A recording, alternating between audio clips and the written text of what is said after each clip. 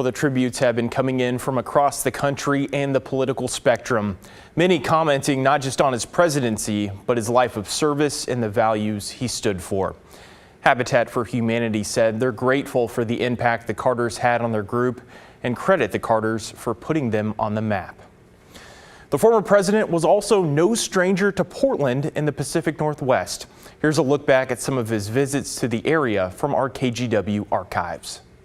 Ladies and gentlemen, the President of the United States. Jimmy Carter visited the Portland area numerous times before, during, and after his presidency. KGW cameras were there in 1976 as the rising political star visited the City Club of Portland during his presidential campaign. Who are you going to vote for? Carter. How about you? Ford. Carter would lose the state of Oregon by a razor-thin margin of less than 2,000 votes in November of '76, but still won enough electoral votes across the country to secure the White House.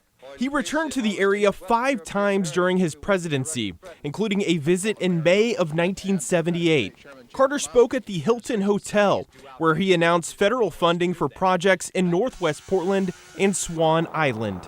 Through the Economic Development Administration, $12 million will be provided during the next 18 months to strengthen Portland's economy and to create 6,000 more private jobs in your community. During the trip, Carter stayed the night at the home of Paul and Janet Olson in Portland's Irvington neighborhood. Carter, welcome to our home. I think I'm going to have a good time here. The Olsons told KGW the day after the visit, the president read to their children that night before joining them for a late-night snack. We offered him some smoked salmon and some home-baked bread, and it was a recipe that I had never tried before, and he complimented me highly on it. He was such a warm, easy man to be with. It was all worth it. This is the room where President Carter slept. Our Devin Haskins spoke with the couple in 2023. I didn't sleep at all. I mean, the idea of the president being in your home next door was, it was very exciting. The 39th president also visited the Pacific Northwest in challenging times. He was here in 1980 to survey the damage in the aftermath of the Mount St. Helens eruption. Under one of the most devastating natural explosions that our nation has ever known. Carter's visits to the Rose City would continue after his presidency, even into the last decade. In 2014, the Georgia native made a stop at Powell's to sign copies of his book on women's rights. And in June of 2018, he made a surprise visit to Multnomah Falls with his wife Rosalind, as the Benson Bridge reopened for the first time since the Eagle Creek fire.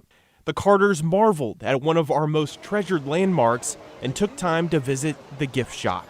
And what did you think of the falls? Beautiful, yeah, great. Thank you very much. Higher than I thought it was. Very nice.